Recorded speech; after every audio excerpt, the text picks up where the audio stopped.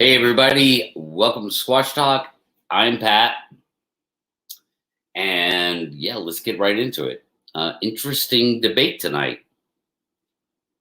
Uh, we had Dr. Meldrum debating Erika, and yeah, that was interesting. She's a primatologist, and boy, I'll say this: it it was deep in the minutia of science and anthropology and primatology and evolution, if you will. Yeah, there was a lot of that. So it was interesting. It got like it kind of got shaken out of that a little bit towards the end there, with especially with Q&A. But it was an interesting discussion about like I thought it would be. And I didn't like this. All this stuff happened on the fly with this debate being got put together like I don't know within the past week or so, and I didn't even know about it till 3 days ago. So, but yeah, after watching it, it's about like what I would expect because I debated Erika. And it wasn't a debate. It wasn't like a debate. Uh, it's up Raptor. It was more of an open discussion, which is what happened tonight. It was just an open discussion and sort of a curious one. Like you could tell, she was really she even said, "I want to pick your brain about this, that, and the other," and that was cool. That's always good to see. Like I like the open-minded, curious discussion. Way more than the tactical skeptic kind of thing, especially on that channel. Where people kind of want to perform. Erica's not about performing. Like she's genuinely interested in this Bigfoot phenomena as a primatologist. And that's kind of the way it should be. So, but because of that, you had two academics diving way, way, way down into the minutia. Even at times for me, man, I was like, I don't want to say I was rolling my eyes. I was just like, oh man, this is getting like way too deep in the weeds of science. And I knew that might sound funny, but I say the minutia of science and things we don't even understand. So yeah, that's kind of my initial take. Like I said, it got a little a little more interesting towards the end. And of course, chat, like what I saw going in chat, and I was having to go back and forth between paying attention to the show and looking at what people were saying in chat. And I even started engaging myself in chat. Lockbeard mad. I mean, yeah. So, I mean, chat's always going to be different. And yeah, I engaged with a few people too. You saw that Lockbeard that I'm like, well, hey, let's talk about it, please come, let's have a discussion. So anyway, yeah, I agree. Steve, yeah, the plausibility factor more than evidence. And I mean, I'll just say this, man, it's that's a very fine tightrope to walk, because when we say evidence, or I say we, so So if you understand the phenomena is real, and what evidence do we have that the phenomena is real? Well, what do we have? We have at the very bottom, hair. And at this point, I'm like, I don't care about hair. Hair's never going to get us anywhere. Tracks can be compelling, especially when you have an expert like Dr. Meldrum. It should be. And then we have visual evidence in the form of Patterson-Gimlin film taken in 1967, and then tens of thousands of anecdotal accounts. That's our body of evidence. And so I'm going to have to agree that we don't have a lot of evidence. We have some, but not a lot, not nearly enough. So I think plausibility falls actually falls into the discussion better than, evidence. Talking about evidence, I mean, the evidence just is not enough. Well, yeah, and that's so for those of you who don't know, and eventually I will post it on this channel because I was given permission to download it and repost it on my channel. I debated Erika about 2 months ago, roughly, on a different channel. And it wasn't a debate. It was just a good discussion. And of course, I came at it differently than Meldrum. I brought a little bit of that memorized, knowledge because I'm not an academic. But she is curious, and that's the most important thing, because that shows an open-mindedness, which is a willingness to consider new ideas, which is the basis of science. Like, that's the foundation. That's where science starts, at a willingness to consider new ideas. Curiosity, why do things fall to the ground? Curiosity, right? Leads to science, gravity. So Erika does approach it very curiously, which makes her,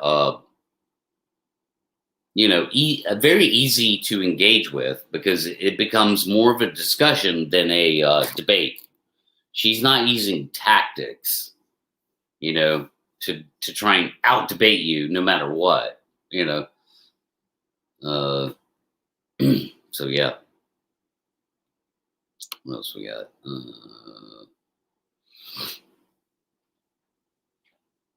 I don't know. I don't have anything else. Nobody's showing up. Yeah, so this might get real interesting, or might get wrapped up pretty soon. Oh, Nikki, what were you doing? Messing with people?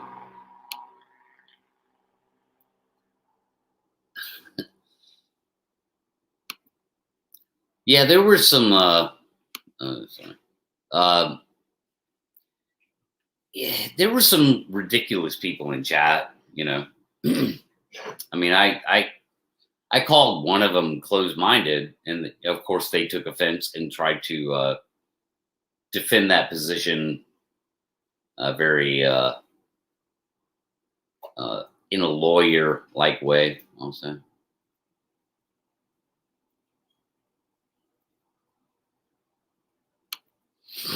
Well, that's the thing, about. It's the thing about it, like, this phenomenon, is that it's a little too easy to get passionate about it, which I do too sometimes. I'm gonna bring Steve. Steve's here. I'm gonna bring him in first of the panel. Hello. Hey, bud. What's up, man? Oh, it was a pretty interesting show. Yes, I was opining about it, and so yeah. What are your thoughts? Um, if you're going to be conducting more debates, which you've said you want to, uh, you kind of need to watch the way Meldrum was proceeding here, and also I think you need to try to understand a bit more of the formal academic approach to things. The guy that you invited on to talk, um, for example, he kind of abruptly, but kind of clearly said, "This is just not compelling to me. I don't want to waste our time on this." That's not being closed minded. He just doesn't find it compelling enough to talk about. That I think that was a I very disagree. okay. I think that was I disagree because a that's a relatively sincere statement. I think that's somewhat of a contradiction. So whenever anyone says I don't want to waste my time talking about it, okay, so to me that's pretty much a well, you have a very closed-minded, you're not curious. There's no curiosity. There's no willingness to consider a new idea. You're dismissive of it. Therefore, that meets my definition of closed-minded, and I think I I'm wouldn't say right. waste my time, but if I had work that I could bill hours to right now, I would probably Sure. be doing that rather than this. Okay, well, he was watching a fucking Bigfoot debate. I mean, fair enough, you know? I mean, he's watching the Bigfoot debate. So he has a willingness to pay attention to it, but then it'd be immediately, this is a waste of my fucking time, yet he's there at the end of the show. Well, which is it, dude? You're contradicting yourself. You know, do you want to have an open discussion? Do you want to have discourse about it? Do you want to have a willingness to consider a new idea? Or is it just a fucking waste of your time because it's fucking stupid? Like that was the context that I got off that. So that's why I disagree. And I know exactly what you're talking about. I got potentially just a slightly different context from it, in that I kind of think he might have been trying to bait you a little bit too. And he did. After that he did. oh Yeah. well, yeah, because he found out you were easy to bait, at least for him. Well, but I didn't take any bait. I responded to something that he never said to me. So he didn't put any bait out there for me. I just responded to something he said, and then Unless yes, that was the bait. right. Well, well, whatever, dude. Like, I mean, whether I took the bait or not, sometimes the fish takes the bait and gets the food and not the hook. So. Yeah, or if you want to come on, you're welcome to. I'll send you a link. And who was it that was on when when YouTube crashed? Oh, Enigma. Enigma had a question. When? Just in your open mic, just as YouTube went down, Enigma was asking a question about the essays that I do.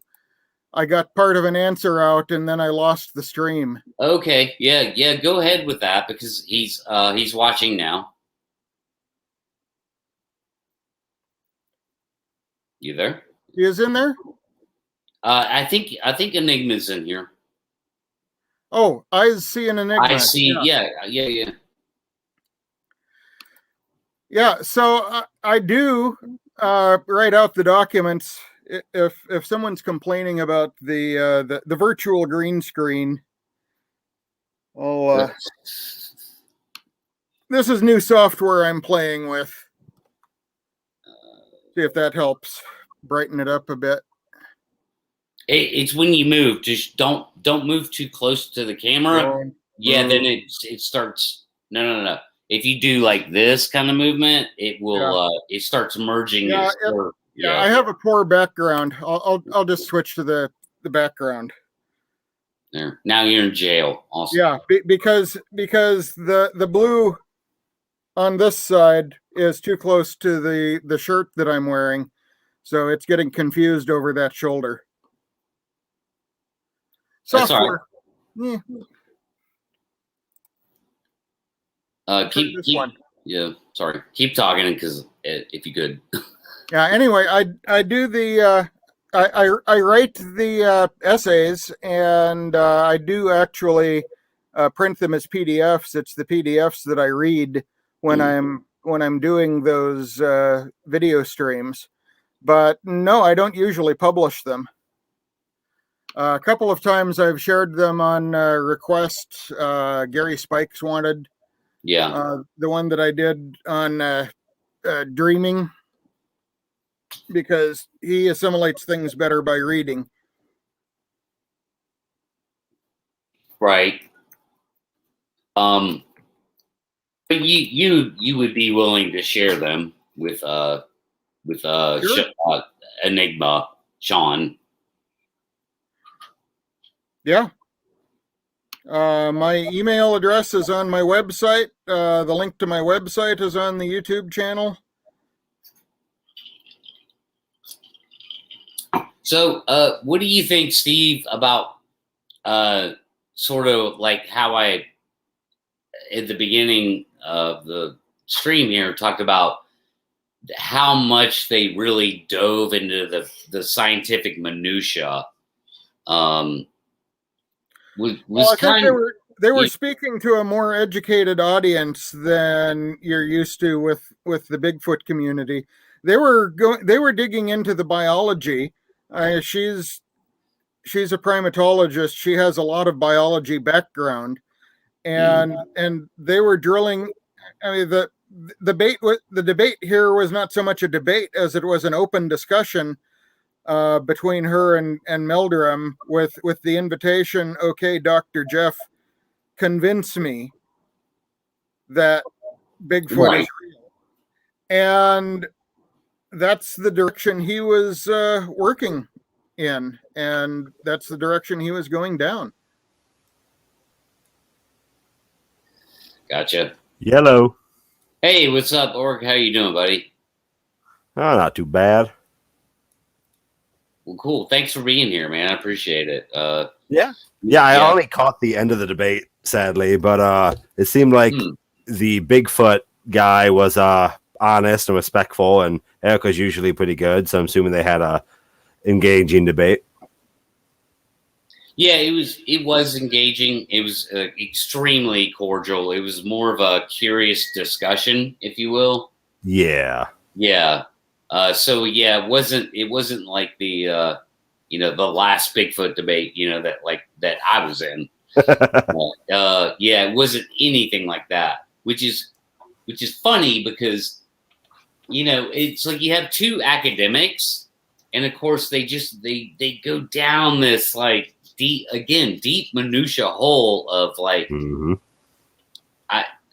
it's hard to describe. It's hard for me to articulate this right now, but it's a deep minutia hole of like fossilization, and they start using words that, I'm sorry, Steve, almost no one's ever heard, right? Like, so it would be interesting to see Meldrum go up against a team skeptic or a PhD Tony. Like that would be more tactical and really put Meldrum, on more on point, I think. Quite possibly. I mean, this was really softball in that Erika wanted to hear more evidence and discussion about the things that have Meldrum convinced that there's something out there, and she invited that information, and I think in this way was using the modern day debate forum to bring that as an open discussion that people could listen to, rather than just a Zoom call where they just have that discussion and no one benefits from it. Right. So I imagine, given just the format of online debate, you kind of have to have a theory conversation more so than anything else, right? I mean, you can't look at the fossilite, you can't look at the footprint cast, I mean, if you show some physical evidence, not like I can examine it on my own. So it's really hard to do something deeper than what they had necessarily. Well, it's even hard to show casts on an online stream. Well, exactly. Yeah, that's what I'm saying. I mean, here's the thing. See? Yeah. Well, yeah, but sorry, go ahead. Sorry. No, I was just to say, yeah, that's part of the problem is that when you go into a discussion about Bigfoot, you can't really, like, again, I can't just go, oh yeah, by the one I got one today, there it is. This conversation's over. I just proved it, right? You can't do that. So it is true that we need more evidence. I'm a huge advocate of that, almost to my own demise in the Bigfoot world, and it's also true that, the evidence that we do have, it's hard to, like, it's not compelling to people in an online debate. I mean, Meldrum is academic and articulate as it gets. And yet people in chat are just like, all over the map with him. Like, this guy's insane. Who's this guy think he is? They're not even understanding. He's an expert in foot morphology of the evolution of primates. Like, he's the expert when it comes to looking at tracks. He's the expert. So yeah, it's a hard thing to get across.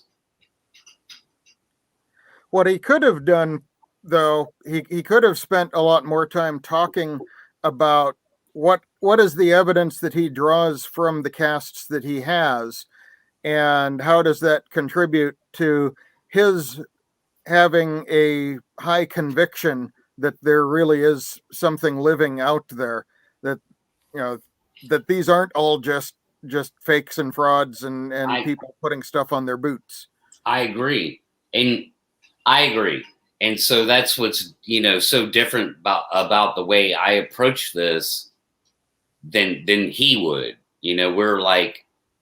We're sort of opposite, although I will take from him, obviously, knowledge. But here's how I would say it. If I was Meldrum, I had those qualifications, and I would say, look, I found tracks in the woods that I can't explain because as a professional, they're not human. They weren't hoaxed. And if they were hoaxed, it would be one of my colleagues that had to hoax it. Literally, like a handful of people in the world could have hoaxed this. And they were found randomly in this, this location, this environment. And therefore, as a professional, I deem them real. That's why I know there's something out there walking around on 2 feet that is not a human being. It's something else. That's the way I would approach it. But Meldrum would never, ever frame it that way. Fair enough. Yeah. So, trying to pronounce that. Orgra. Sure. Is that about right? I don't know how it's pronounced either. I've had it since I was a little kid, so. Okay. We just call you Org. I'll respond. What's up? What brings you here? You're off the MDD channel, right? I came off of the last debate that Pat was in with, as he said, Team Skeptic and stuff like that. I popped over, and I myself have a YouTube channel like everyone else on this stupid platform, and I do skeptical stuff. I bounced around, in the Christian atheist community. I have a background in geology and geophysics, and yeah, as I talked about with Pat last time, I definitely don't believe Bigfoot exists, but oh God, would it be cool, Right. So I'm open to the conversation, of course, and just cryptid stuff in general is just fascinating. Who doesn't like that, Yeah. Well, if you know anything of my story, about 20 years or so ago, life got busy and I walked away from the interest in Bigfoot stuff, figuring someone's going to solve this in a couple of years. I'll just catch it in the news. Still waiting for that to happen. Right. But in the last year or so, I've come back to look at what's going on. I've been going out to a couple of sites, research areas that people are using, and just trying to observe and see if the things that they're describing happening are really happening, and possibly help dig to trying to pick up evidence of what is actually causing it, whether it's Bigfoot or not. Gotcha. Yeah, if I remember correctly from the last stream I watched, were you the one that had a personal encounter with him? Or was that someone else? I've had one sighting from a distance, and I had one pretty close-up encounter, but it was absolutely pitch black and couldn't see anything. But I was sitting in a car, and the car got shoved to the side, and then something on 2 feet brushed past the car and stomped down the road. Ooh, spooky. Okay. Yeah, so maybe it was you that I remember that conversation having. Yeah, it went that way, and we decided to go that way. I don't blame you. Yeah, I mean, as I said, my personal background, Erika knows, I've talked to her plenty of times on stuff. Erika knows her monkeys and her fossils better than me. I don't like things that live. Rocks are just so much better. They don't talk back. So, I don't think geology has any reference to this conversation, sadly. So I come here just as a scientifically minded skeptic. I love to hear your arguments. And if I can, I'll try to poke holes in them, because that way we both learn, Yeah, absolutely. And that's one of the things I really appreciate about what Pat's trying to do here is be practical about this and try to be a little more technical and scientifically skeptically minded, because if we don't do that, we're going to be in the same place in 50 years that we are right now. Yep. I do know Nicholas. I've talked to him plenty of times. He's legit. He's also a very devout Christian, so he can maybe provide some sort of that aspect, perhaps. Who knows? Yeah. I'd be happy to have him on. Because of my format, I cannot copy and paste his email. Like, it's impossible, literally, for me to do. Can I put it in the private? Can I email it to you then? And then you can email him the link. Yeah, good point. Yeah. So yeah, Nicholas is welcome on the show. Yeah, let me just find him. Yeah, that's fine. Yeah. We'll talk about some other stuff too. Let's see. Hold on. What is this? No crap. Oh, Lockbeard. No.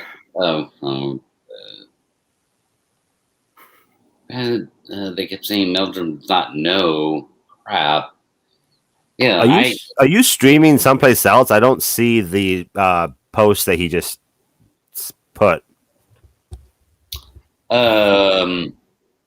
What do you mean? I scrolled through the live chat. I didn't see where Nicholas posted his email. Yeah, I didn't see that either, actually. Spooky. Yeah. To be clear for Lockbeard, it's not as fun as that, really. I was into astronomy, and I'd go out to very dark places so I could see the sky better. And that's true. All right, I'll just grab it here. Yeah, Steve is into astronomy, and of course, where do you go? Like as far away from light pollution as you can get, right? Elevation, it probably means something too, and I don't know. Things happen at those. It was easier to get to dark places 20 years ago than it is now, too. Yeah, I agree. I agree there. I cannot see that chat that had that email. Yeah, I don't know why. I send it along. I think I talked to him before an email, so hopefully Okay. hopefully he gets it. Okay. All right. You send it. Okay. Cool. Yep. All right. Yeah. I just published his email to other people. So. He's a YouTuber as well. That stuff is public on his channel, I believe. So Okay. Good. Good. Oh, there it is. Okay. Yeah. I don't know. Now you have it in the private chat.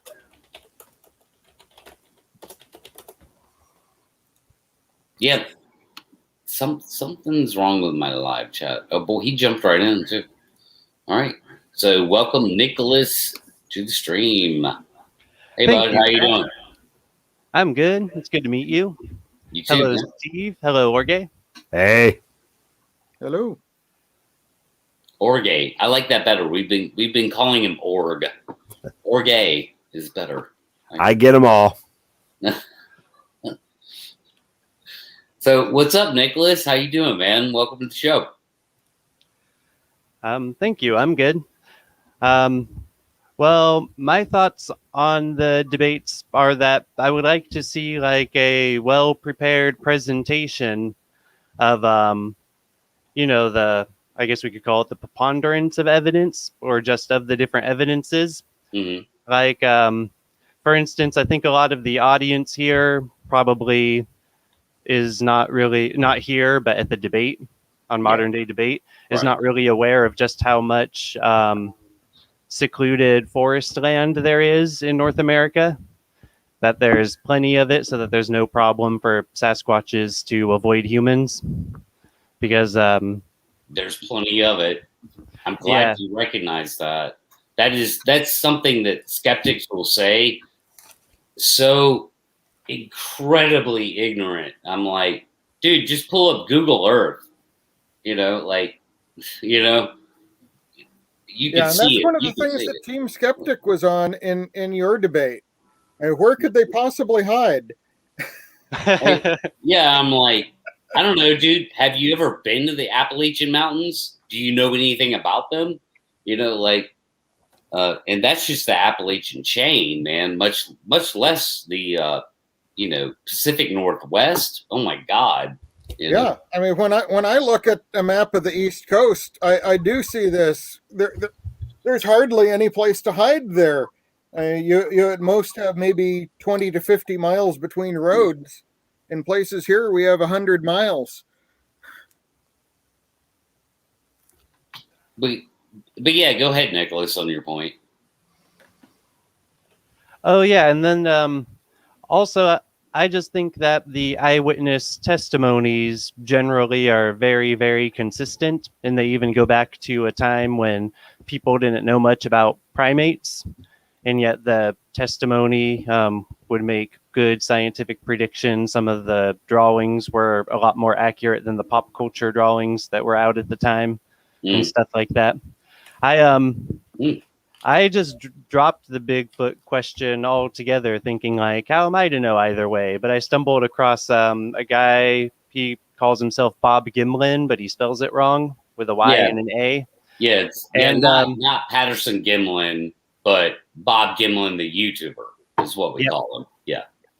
And I like how he approaches the common sense of it and addresses a lot of just the different angles of I guess that just about says it. So how he addresses it.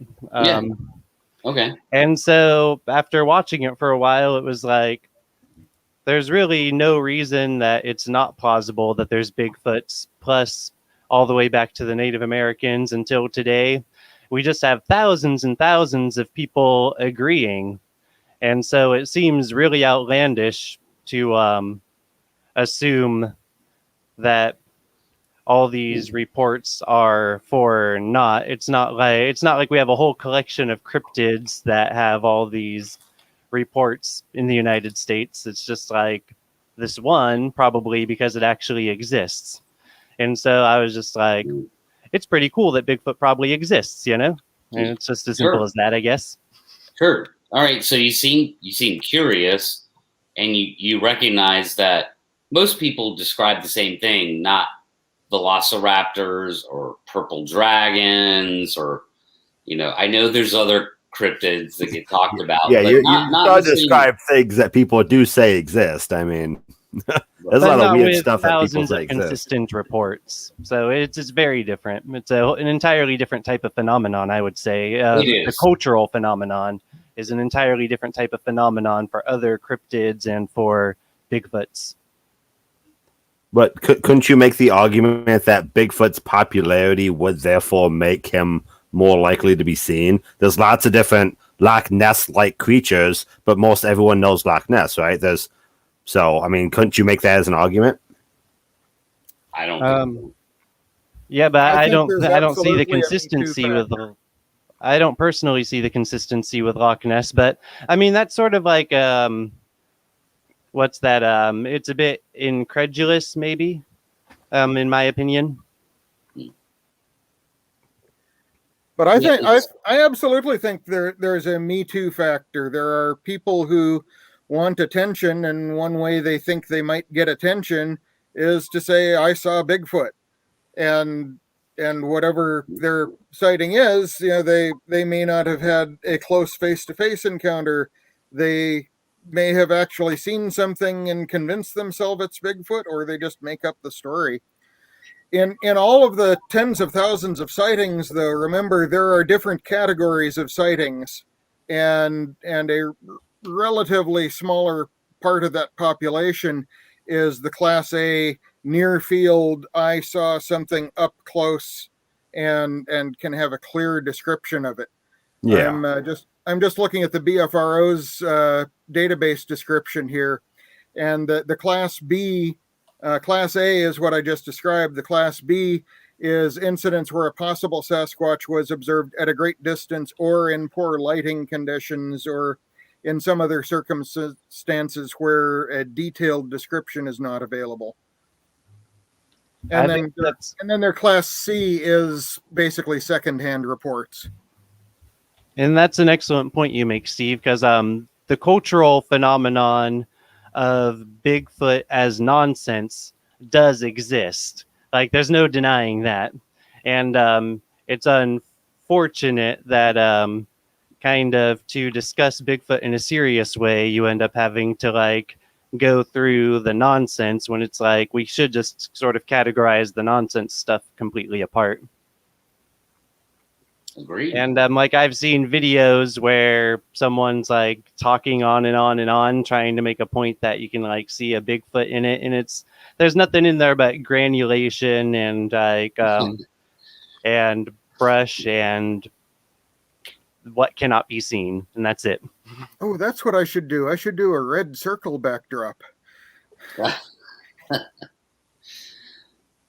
But yeah, but that'll make you an actual hoax. So yeah, that's the other thing is that and again, like I think Nicholas articulated it best, is that there has to be a separation from the sort of the Bigfoot culture, which I'll call the Bigfoot world or community, if you will, and the actual phenomena, because those are two different things. I promise you, man. I've been swimming in these waters long enough to tell you guys honestly, as a fairly reasonable person, look, they're two different things, and the more you get to know me, the more you'll, I think, trust me when I say that. For some reason, people are seeing 8-foot tall monkey men in the woods. I want to know why. And it's a bigger phenomena than Loch Ness for sure, which is, you're talking about water. You're talking about people can be fooled way easier with waterborne things living in the water than they can like standing 20 feet in front of their face, man.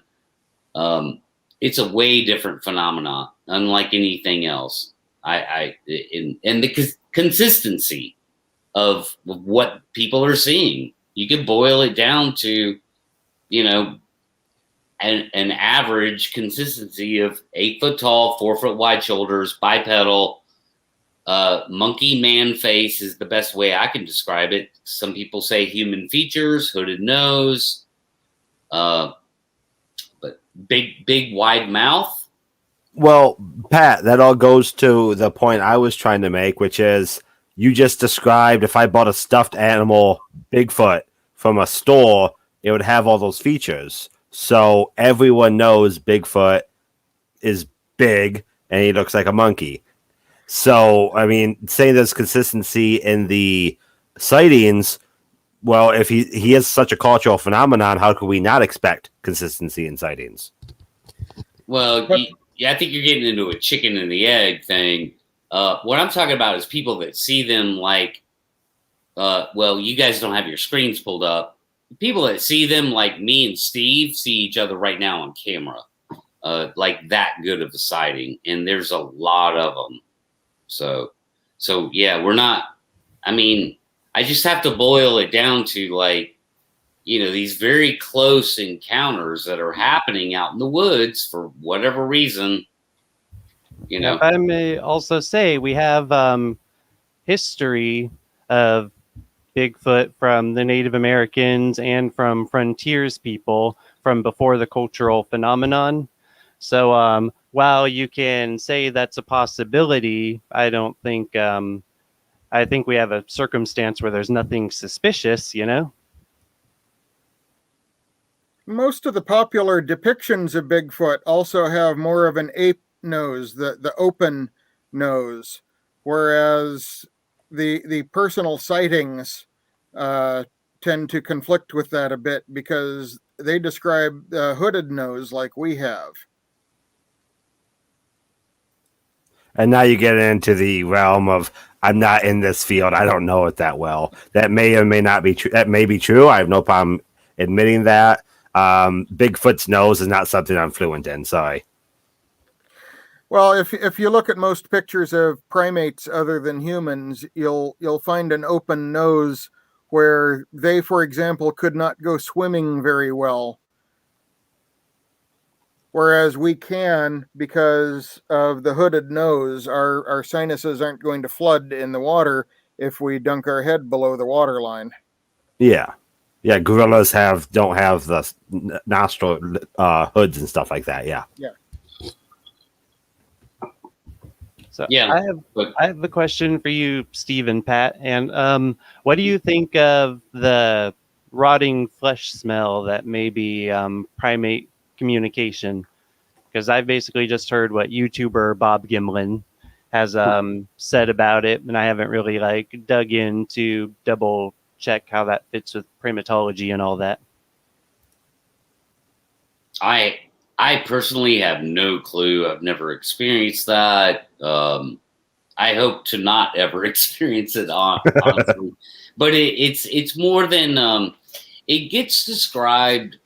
You see, the problem with that is that the description isn't just rotting flesh or of the smell of death. It's also like garbage or wet dog. I think my favorite is skunk combined with wet dog feces and rotting flesh. Right. So it's almost like they're trying to put their finger on it. I mean, but that's a natural human tendency. Yeah. To not only describe it, but to try to explain it in the description. And that's a problem that we habitually have. For my speculation on it, I don't know if there are any primates that have any sort of anal sacs or anal glands. I have cats. We had a cat that had an infection with that, and we went to the vet, and they expressed that gland, and that would probably be fairly close to the odor. And if that's what it is, it would probably be a kind of a fear threat sort of reaction to give the predator something interesting to smell that gives me a few extra seconds to run away. So like a skunk? From an evolutionary standpoint. Well, same concept. Yeah. And if I may screen share, just because I just looked up the words primate smell communication. Sure. And I can just show the first thing that came up. So go for it. If it's Bigfoot, I'm going to be very upset, by the way. Well, it's from this primate behavior communication, Palomar College. So I don't know how credible they are or not, but it's the first thing that came up. Most primates spend their lives in complex, tightly woven societies and need to frequently communicate with each other. They communicate with smells, sounds, visual messages, and touching. Non-human primates emphasize the use of body language. Human communication is far more focused on the use of oral sounds. So the smells are mentioned here when I just searched it real quick. From Yeah, but that's a pretty vague use of the term smells. yeah, it is, but it's for communication, which is something anyway. But yeah, I just wanted to share what I got when I quickly pulled it up. Well, most people know what monkeys will use as ammunition if you offend them at the zoo. So. Yeah, I mean, it's a fair question. Again, the problem is that, I fully admit we don't have enough data to bring to the table. So we can't surround them and observe them and test them in a way where we can study and actually get data from what the smell thing would even be about. That's all anecdotal at this point. But the anecdotes describe effectively two situations that you could look for and then evolve your observation based on that, which is one, they're present with the scent and they're present without the scent, because plenty of people report them without having that stench involved. So there's two things going on there. I agree. The problem is that no one's out in the woods getting 1,000 testable definitions of even those, two things, right? Like either or, like, which, I mean, I fully admit is what science needs. Like, that's a problem with observational science of a rare phenomena. I agree. You have to be prepared to deal with the phenomena when it manifests. And I'm sorry, Pat, to use the word manifest there. It's okay. I mean, when you see one, right? You got to go with the circumstances and what happens during that experience. And what I think is useful about that is that the smell is reported in some cases and not others, and yet I don't think it was a part of Bigfoot culture where humans thought, like, let's put this smell communication thing into it. And it's not something that was well known about primates until primatology came further, and now it is well known. And so that's I guess predictive power might be a good way to put it. And it goes on more. Oh, well, I'll let you guys mention that before I go more into what they say about the odors. I guess I would say to that real quick, you need a timeline to verify your statement. When did Bigfoot start to smell in such a way? Was this something that we did know about primates using something similar? Was it just it was smelly? I mean, you can't make a claim like that without something to back it up. You can't say it's a predictive capability without showing that it was actually a prediction. Yeah, I'm just, my specialty is Christianity, not Bigfoot. This is just an interest of mine, so I don't have sources on hand. But like I said, I would like there to be like a presentation prepared on this for one of these debates sometime. So maybe based on preparing a presentation like that, I'll actually jump in someday. And then I would definitely check details like that. I'd like to just look it up on the fly, but I don't think checking a timeline in that way would be as simple as checking odors. Well, that's the cool thing about these streams, right? Is now the Bigfoot community can get used to speaking with critics like me and understanding what can come at you. And in a debate, you're kind of expected to know everything off the top of your head, and that's dumb, right? You should be able to practice this stuff and go through these ideas. So that's Nicholas. That's why I go into the Christian chats too, Yeah, and this is it's something that I learned, but like I said, I learned it from the YouTuber Bob Gimlin. I haven't checked all the details yet. In some cases, he cites things very carefully, but it's just that's a point of detail I'd have to check. Now here it just mentions odors being used by non-human primates to inform others of their psychological state and present concerns. But then it goes further. Prosimians have excellent olfactory sensing abilities. I think that's smell, right? Is Yes. that right? Yes. It is not Olfactory, yeah. surprising, therefore, that they usually use body odors to communicate. Adult, well, it just goes on to other animals. In all of these species, scent marking is a way of claiming territory and warning off intruders. Using scent to communicate is not unique to prosimians, and prosimians is monkeys and wait, is it just monkeys and not the great apes? Monkeys are monkeys. We're yeah. Yeah, but they have the word prosimians here. I don't remember exactly. But anyway, it says, I couldn't. Yeah, I couldn't. It's a specific type of ape. yeah, I think it's the monkey category as opposed to the great apes, if I remember right. Google says lemurs, lories, bush babies, stuff like that. Man, you guys are so fast with the so not even research. monkeys then. So not even monkeys then. Huh? But it says all primates, including humans, use scent communication to some extent. People do not mark their territory, so forth, so on. But it talks about pheromones. So I've marked my territory. I believe it. But yes, I'm not finding anything too quickly about potent smells or that exact detail. Yeah, So I'll just drop put the a screen link share for into now. the chat, and that's the relict hominid inquiry that or hominoid inquiry that Meldrum curates, and most of the peer-reviewed papers that exist on this subject would be there. And, you're probably right. Yeah, I didn't even think of that, Steve. So if you want to research into anything that anyone has along those lines, that would be a pretty good place to start. I agree. But then Blackbeard has to say this, and I kind of have to agree with him.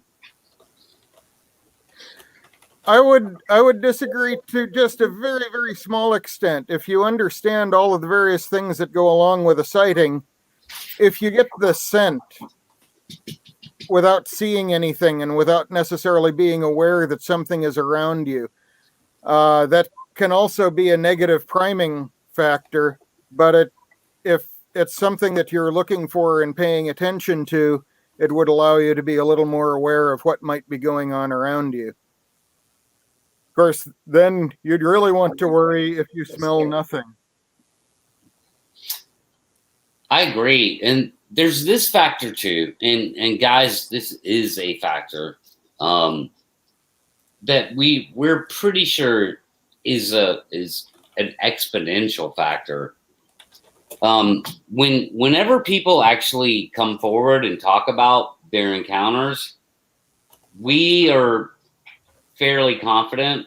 And I don't know, Steve, you may agree or disagree. We've never had this discussion, so it'll be interesting to see what you think about this.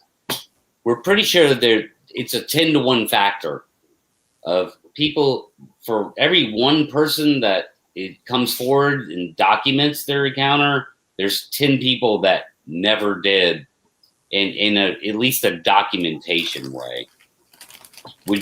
What do you think about that, Steve? I don't know what the exact number is, but you find that sort of statistic when you do detailed surveys on other subjects. I don't see why this subject would be any particularly different. Right. So it could be, 2-to-1, but because it's a controversial subject with some stigma potentially attached to it, it might be a higher factor. Yeah. Yeah, I mean, So I think it would be fair to estimate it would have to be at least 4-1. I would think, at a minimum. I agree. I mean, I'm fairly convinced it's 10-1, just because of I don't know, just because of my unique position in the Bigfoot world, where I get to talk to people who talk to a lot of people about Bigfoot, and I can even ask them, well, what about your bullshit detector? And they'll weed that out of the equation, and they'll, like, so for me, it's become a 10-1 factor, even with the sort of bullshit. Oh, I know these people are bullshitting me. Like, getting rid of that, it's still like, it's pretty up there in my book. Oh, Nikki, no, we just have to get one to come in for an MRI.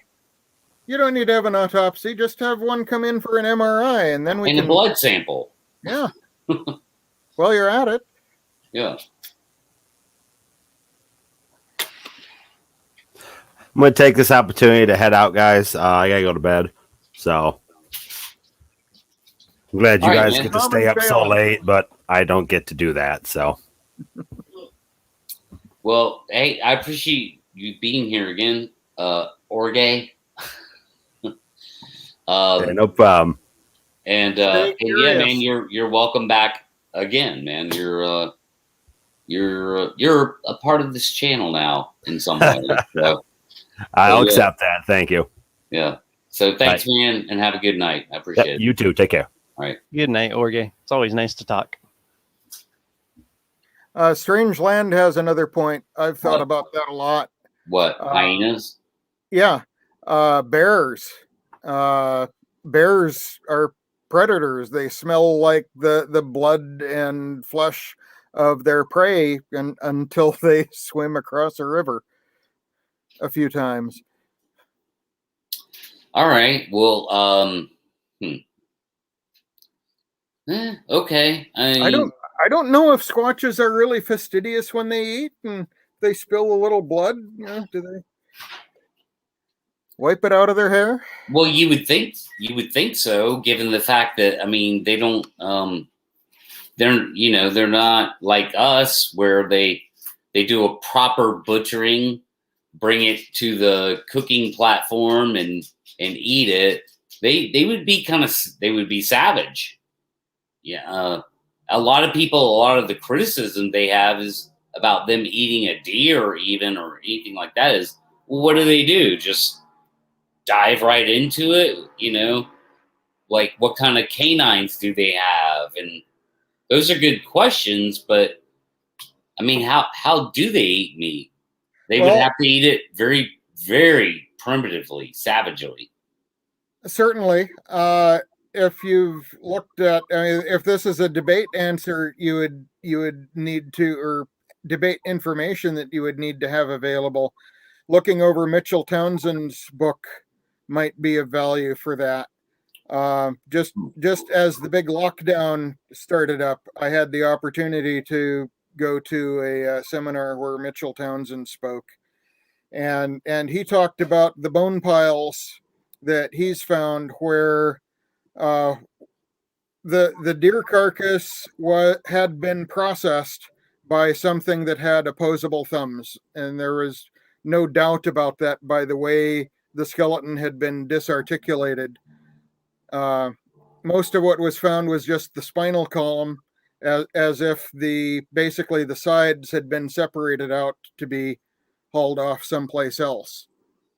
There were a few ribs that had been bared, and the ribs had been chewed on to extract marrow. The ribs are very thin bones and fairly flexible, and they'd be easy to squeeze the marrow out of.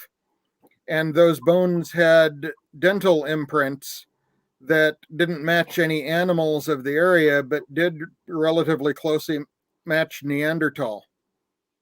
Except they're about twice the surface area of the typical range of Neanderthal tooth sizes.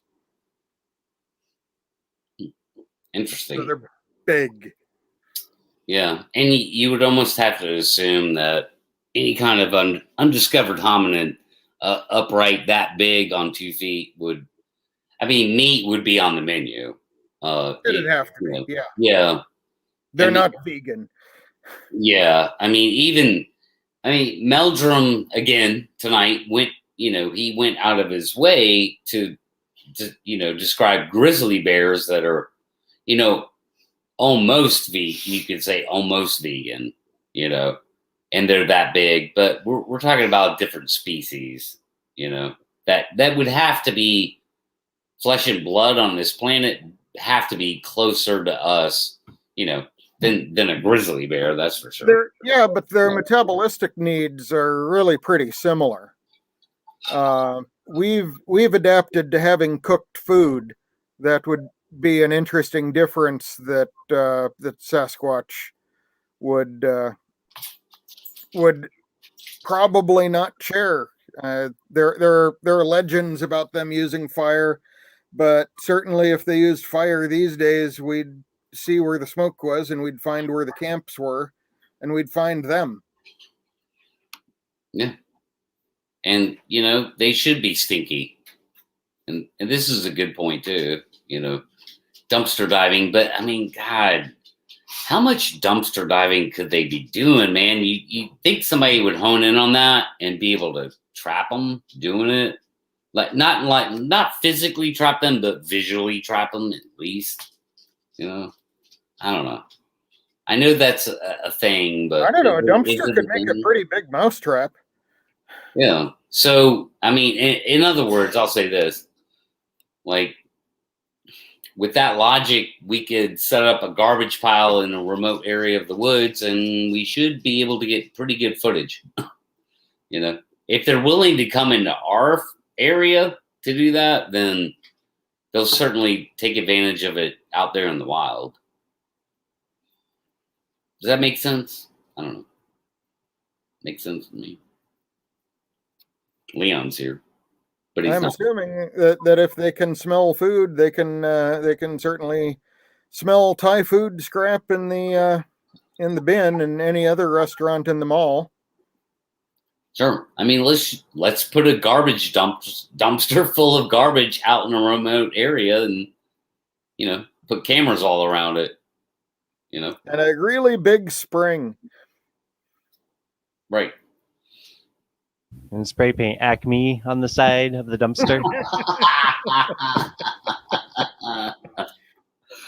Oh man, exactly. I don't know. That's just where my brain goes. Well, I've really enjoyed coming in and giving my 2 cents. I don't think I have much more to offer, so I'm just gonna step out and listen. But I really appreciate the welcome. I've enjoyed it. Cool, man. Well, thanks, Nicholas, for coming on. I do appreciate it. It was interesting discussion for sure. So feel free to bring questions. Oh yeah, I'm subscribed now, so I'll be checking out when you talk about some more, because there's a couple other after shows, but I was like, I want to go to the after show with people who are interested in Bigfoot rather than people who are just interested in debate, Sure. Yeah, and I know at one point I felt like, I shouldn't have put this after show together. I should have just went to the other people's after show. And so next time I'll probably do that instead of doing an after show, here. I'll go to their after show and be a part of it. But yeah, I appreciate that from you, man. You're welcome here. Thanks for being a part of the channel. Thank you, and I'll see you again. Yes, God willing. Definitely. Leon, cool. Did you get to watch any of the debate? Oh yeah, I watched the whole thing. No, Leon. Oh, Leon. It would appear not. Yeah, I doubt. My intuition. If I have my Leon dialed in tonight properly, my intuition says that he probably hasn't watched any of it. Oh, he's had a pretty busy week this week. Yeah, and that's again my intuition of him. He's a busy guy, and that's fine. Yeah, I wanted to get out this week, but the weather wasn't really supportive, and I hate to go out on the weekend because that's when humans go out. That's true, man. There's something to be said for that. I'll never forget one time I went to a Bigfoot camp out, a Bigfoot weekend camp out.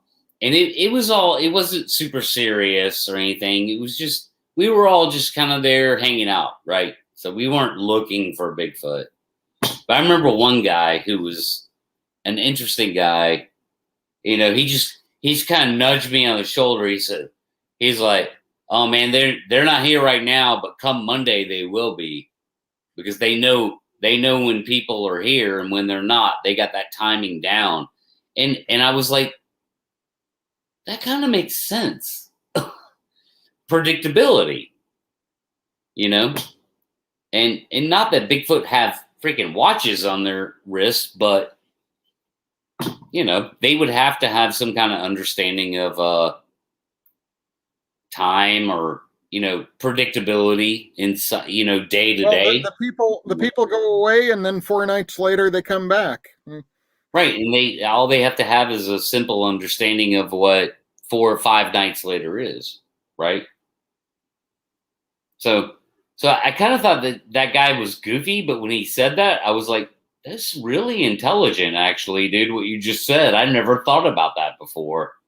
Come out to the same spot on a Tuesday instead of a Saturday, I found more people on the weekends. I didn't necessarily find anything more interesting going on around, but it was easier to tell that there weren't people around all the time. Right. And when you're just listening for sticks breaking in the dark outside of your camp, having people driving by and shooting off guns and blasting their horns doesn't help. Yeah. And I mean, so like this, I mean, in my mind, I've always thought that they have to be intelligent, and so more intelligent than a bear. But there's some kind of intelligence going on there that's different than ours. In Meldrum almost poo-pooed on that tonight. Like, he almost seems to think that they're not very intelligent. If I may be mistaken, maybe I misread that. He's not making the presumption, and I can agree with that. I can live with that. But I think part of their ability to evade us and be stealthy in our presence is related to intelligence. I don't think it's just instinctive. Yeah. I mean, they don't have gadgets, they don't have cell phones, but they know their area, and they know where they live. They know their living room. Yeah, exactly. But I mean, there has to be something to it, because I just can't ignore the metadata, if you will, Steve, which is the data of data that we've collected in 50 plus years since the Patterson-Gimlin film. I mean, we're not good at getting close to them. We're not. Look, if they were a nest of raccoons, we could go observe them.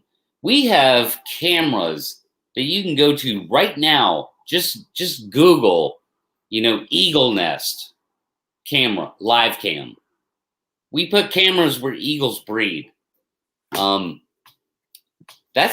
in and of itself is an amazing accomplishment of technology and human ability to gain an advantage over a species. It could just as easily be eagle death ray, but so there's something going on here. So I'm never gonna poo-poo on their intelligence. It seems like they're fairly intelligent. Something going on with their behavior, their intelligence, their abilities out there, that obviously we don't understand, because again, we can't just camp on them and learn. Yeah, we have to get to the point where we can observe them. Yes, on some observation. sort of a reliable basis. Yep. And that's the problem. I agree with Lockbeard. I mean, I do think they're smarter than us in that I think they can process information faster than us. Give a human and a Sasquatch the same inputs, and the Sasquatch will have a tactical evaluation of the danger of the situation of humans getting out of a car in the next campsite a lot faster than a human would. And Nicholas brings up the chimp touch screen experiment that was done, yeah, which is fascinating to me. Yeah, but they have a trait in the mix, and the human is going to sit there trying to figure out if it's worth their time. Right. But that was impressive, as you know, as an example of what they could do compared to us. You know, a different way of thinking, a different way of processing. You know, something to be said for that, I think. Well, thank you, Raptor. I don't know who Squats Talks is, but you know, I'll say that's a typo. I'm going to say that's an autocorrect. Or that, yeah, that happens to me a lot when I talk to you guys. I get a lot of typos because of autocorrect. Yeah, depending on what kind of bears are in the area, Lockbeard, when I smell something dead in the woods, I tend to go the other direction. Right. That was from a few minutes earlier. No, I do not have the thermal drone yet. I have 6 months? What is it? May, June, July. Yeah, almost 6 months to get it. I have until the canopy drops to be relevant with it this season. So I'm working on it. Well, you can always get it earlier and be proficient at flying it. True, but it's best not to practice in a critical field exercise. I agree, but I've experienced flying drones, and I actually fly a lot at night. Not a lot, but I've experienced flying a regular drone at dusk or dark, and that's without the aid of the thermal picture. So I'll be okay, dude. I'm a pilot. I'm a remote pilot, so I can fly a drone. I can fly a drone in the mountains. It won't take me long to dial that all in. Just so you know, Steve. Oh yeah. Yeah. But yeah, dude, if I can get my hands on one tomorrow, like I'd go fly it tomorrow, even though the canopy's full. You know, it'd be pointless to go looking for a Bigfoot. But yeah, I'd go fly it. All it takes is money. You're right, dude. Money is the issue. It is, man. Money's the issue. But I will figure it out. Well, cool, man. I think I'll wrap it up, Steve. All right. Yeah. But thanks for coming on. Thanks for being here. You were the only panel member to show up, and that's fine. I get that. Like, if people have lives. I was tempted to go to one of those other just to see the debater after channel, but their chat channel has the same full spectrum that we do, and then our full spectrum of visitors was there as well. So both of those overlapping populations. Yeah. Yeah, I agree. It is what it is, but it's very encouraging to me, man. I'll just say this before we wrap up. It's very encouraging to me that I keep putting myself outside the Bigfoot world, and like a good example is what happened tonight. We had an after show, and what did we have? Two people that didn't really have much to do with the Bigfoot world. Nicholas some, but Orge not, and I'm like, okay, man, that's happened in not even 2 weeks, and people that are willing to come on air and actually engage. I'm like, okay, I'll keep this momentum going. I'll keep putting it out there, and the more discussion, the better. I mean, we can expand this into a brand new thing, where people who think the Bigfoot world is freaking nuts, they see us and go, well, these guys are worth talking to. I think, there's a reasonableness to them.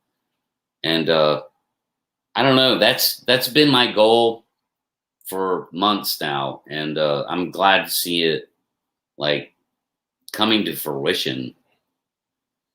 And, thanks, Larry. I appreciate that. I mean, and then Lockbeard. He always has a funny way of putting things. Yeah, I don't know. It's cool. It's engaging, and that's what I'm all about. I'm all about engagement. So yeah, thanks for coming on tonight. Thanks for not going to the other debate channel, even though my curiosity was piqued too. But I had already set up the show. I was committed to it, So. And yeah, thanks again, Nicholas, for coming on. I mean, that's cool to me, man. That's just good stuff. Bring more questions, bring more people. Yeah. There is a sane corner to Bigfootery. There is, and we try and represent that here, And honestly, I mean, and everybody watching this, all the subs, man, you guys all know this. It gets us in trouble sometimes in the Bigfoot world. In the Bigfoot world, it can get us in trouble, because we'll take that sanity and apply it equally. So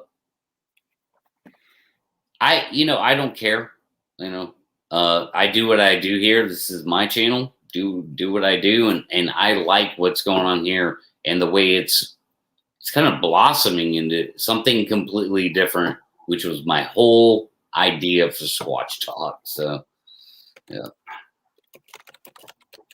So yeah, I'll leave it at that, man. Any final thoughts, Steve?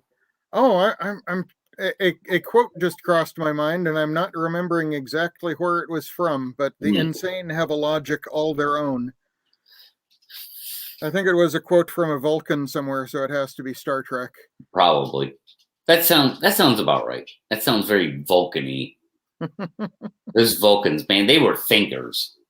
They were deep thinkers. Almost to a fault, one could argue. But yeah. Yeah, man, I'm going to wrap it up. Thanks for being here, bro. All right. See you next time. Yeah, we will do it again soon. Everybody else, have a good night. Thanks for watching. See you later. And